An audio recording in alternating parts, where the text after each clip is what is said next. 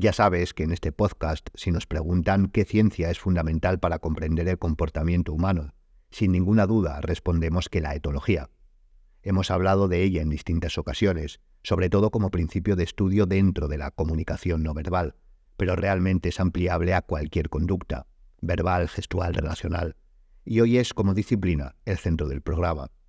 Vamos a viajar hasta la década de los años 70, de hecho un par de ellos antes, y vamos a ver la importancia que pudo tener en la comprensión de la sociedad actual, y nosotros nos centraremos en el ámbito de la seguridad, del estudio de la delincuencia y el camino hasta llegar a ella, un experimento llevado a cabo con ratas. Este ha sido ampliamente analizado y desmembrado intelectualmente por la sociología y la antropología, por etólogos y geógrafos principalmente, pero para los criminólogos y expertos en seguridad también debería ser motivo de reflexión. Hoy hablamos del experimento Universo 25. Bienvenido a Zona Criminal.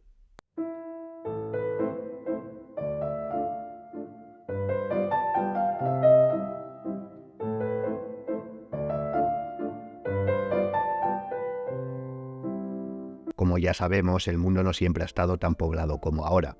Con la llegada de la paz más duradera que ha vivido en general el mundo, la mejora de las condiciones de vida que, más que graduales, fueron exponenciales a partir de mitad del siglo XX, la población mundial ha alcanzado límites que antes, con menos crecimiento y perspectivas totales mucho menores, ni siquiera entraban en la mente de los más optimistas.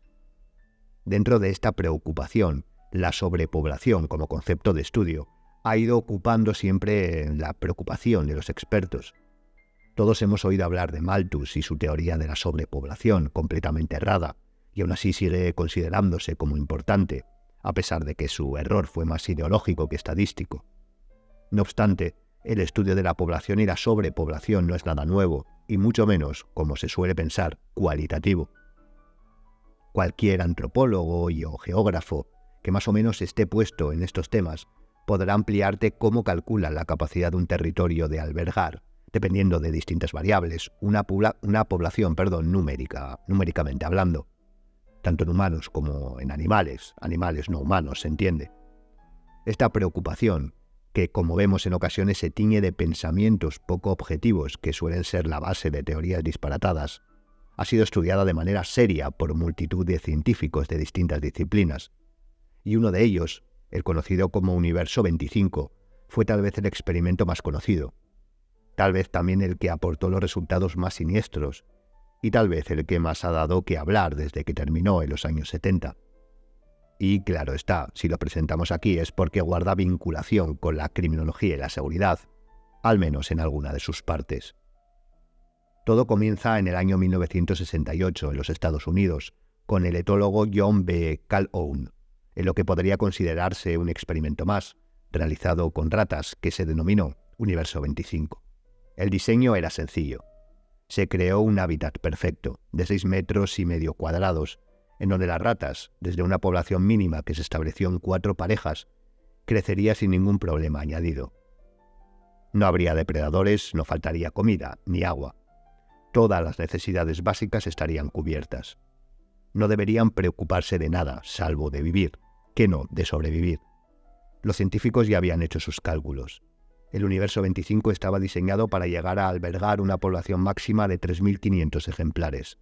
A partir de ahí, comenzarían los problemas. Eso sobre el papel.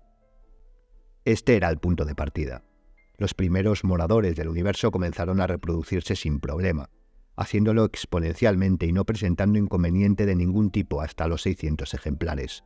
Y vuelvo a repetir que toda necesidad básica de las ratas estaba cubierta.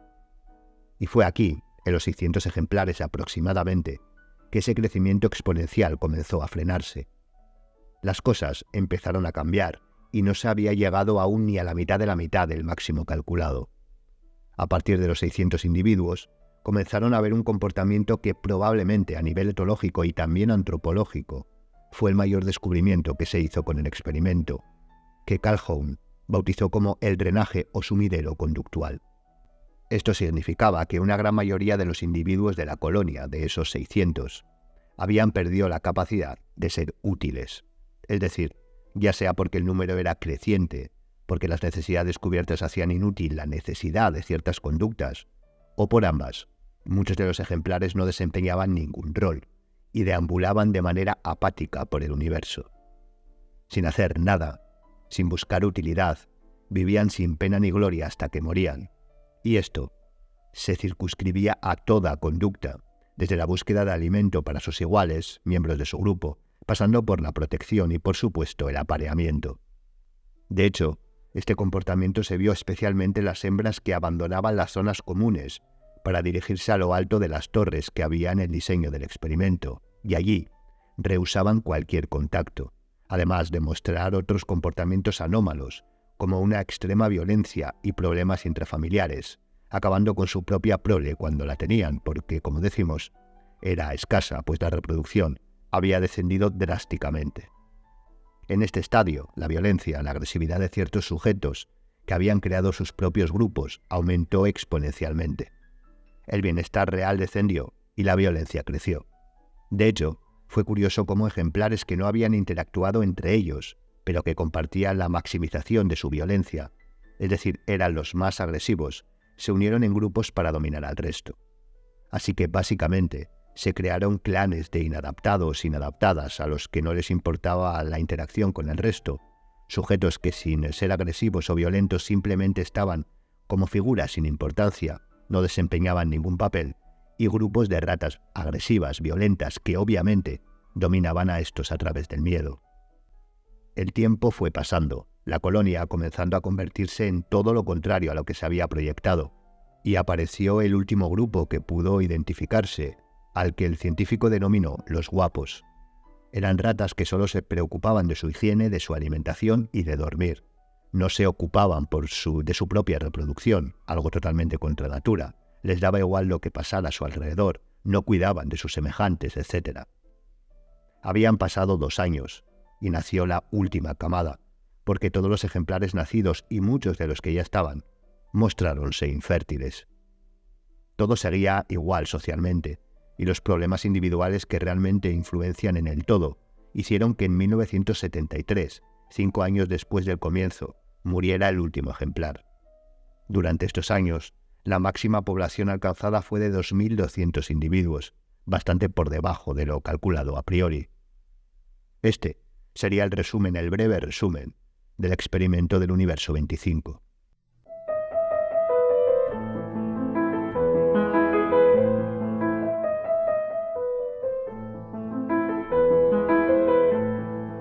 Cuando se lee sobre este experimento, suele siempre hacerse hincapié en tener cuidado con extrapolarlo a la sociedad humana.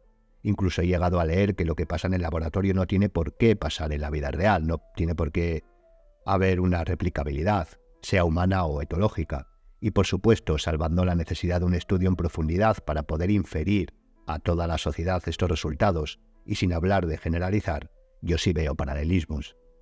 Creo que todos aquí somos conscientes de la necesidad de ir estudiando paso a paso todas las variables de estos experimentos de corte social. Sí, a pesar de la inteligencia de las ratas, de la similitud en varios aspectos respecto a la convivencia social, además de la observación secuencial del experimento, todavía serían muchos los pasos a dar hasta poder concluir esa igualdad entre sociedades de ratas y humanos. Pero aquí podemos hacer una reflexión, con paralelismo, no con igualdades, y enfocados en el ámbito que nos ocupa. Bien, creo que nadie duda, centrándonos en Europa, que partimos de lo más parecido al universo 25 de la historia humana, al menos hace unos cuantos años. Nunca el ser humano había sido tan próspero en todos los sentidos. Esto se vio en el crecimiento poblacional y en todas las demás áreas, sanitaria, tecnológica, incluso laboral, educativa, empresarial y también en la seguridad. Era el universo 25 humano. Y la sociedad sigue desarrollándose, mejorándose, porque lo que había pasado recientemente prácticamente destruyó todo. Hablamos, claro está, de las 2 grandes guerras. Y cuando se llegó a ese desarrollo en todos los ámbitos jamás visto, fue tal vez la mejor generación o generaciones que hayan disfrutado de una sociedad tan próspera. A partir de ahí, creo que podemos establecer un declive social. Y de nuevo apunto, centrándonos en la seguridad. Ese sumidero conductual también nació entre nosotros. Sujetos que no tenían o no veían ningún sentido a su vida comenzaron a pulular. No sabían lo que querían, lo que necesitaban, no sabían nada. Al principio, y dado el gran desarrollo sufrido, apareció la anomia. Las generaciones anteriores habían dejado el listón tan alto y los objetivos que se marcaban las nuevas eran imposibles de conseguir. Pero luego vino el hastío. La sociedad se volvió más apática y esto hizo virar el rumbo de la delincuencia. En épocas fructíferas económicamente, los robos, por poner un ejemplo, en bancos, a propiedades muebles, etc., ocupaban un lugar primordial en las sociedades avanzadas respecto, por ejemplo, a las agresiones sexuales y los asesinatos. Si tomamos de ejemplo España, a finales del siglo XX los primeros puestos respecto a la delincuencia eran los robos y los últimos contra las personas, agresiones, homicidios y asesinatos. Pero esto, como suele decirse, no es más que un reflejo de la sociedad que fabrica o tiene, elige tú el verbo, los delincuentes que merece. Siguiendo con el paralelismo, en esta sociedad humana del universo 25, tal vez también fue siendo mayoritaria una generación que solo había vivido la abundancia y nunca el cómo se llegó a ella, creyéndose más de lo que eran, incapaces de solventar problemas, enfrentarse a ellos y creyendo que todo lo que vivían venía dado y no había que mantenerlo. Estos sujetos, sin duda, son carne de cañón, víctimas fáciles de delincuentes y criminales que, por distintas circunstancias, viven en el estadio anterior en un contexto totalmente diferente, es decir, en ese en el que no tienen nada y quieren tenerlo, y saben que una manera rápida y fácil, por las características de desarrollo y de sus víctimas, es la agresividad, la violencia, la delincuencia. Y debemos tener en cuenta el apunte sobre las características de las víctimas, y es que si no tuvieran esa apatía vital, entonces convertirles en víctimas sería algo más difícil. Y ten en cuenta que si damos por bueno este paralelismo, ya sabes cómo termina. Los violentos jerarquizan la sociedad y acaban mandando.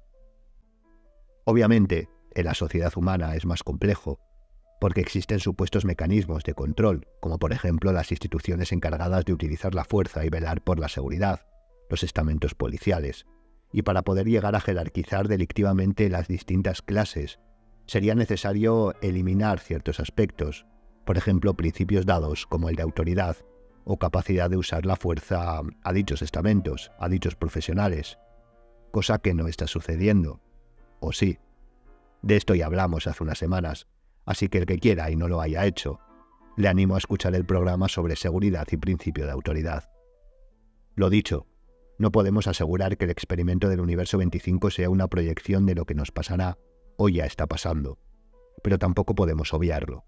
Existen paralelismos, y no viene mal tenerlos en mente, porque por muy superiores que nos creamos a las ratas, a nivel social, relacional y comportamental, no estamos tan evolucionados como pensamos. Así que cuidado, porque lo que aprendimos de ese experimento es que vivir en condiciones perfectas es irreal, y acaba, entre otras muchas cosas, sumiendo a la tiranía de la delincuencia a sujetos que pierden las ganas de vivir, pensando que solo existe su ombligo y que son lo más importante e irreemplazables. Y reflexiona, ya que cuando atisbas a una persona que así piensa en tu vida diaria, creyéndose insustituible, suele ser la más prescindible de todas. Y eso da que pensar. ¿Dónde estamos y hacia dónde vamos? Y eso que aquí solo hablamos de criminalidad y seguridad. Y hasta aquí el programa de hoy. Dejo referencias sobre el tema en la descripción. No te olvides de seguirnos en las redes sociales del podcast y en las del Instituto Europeo de Ciencias Forenses y Seguridad, que están también aquí seguido. Gracias por escucharme y hasta la siguiente Zona Criminal.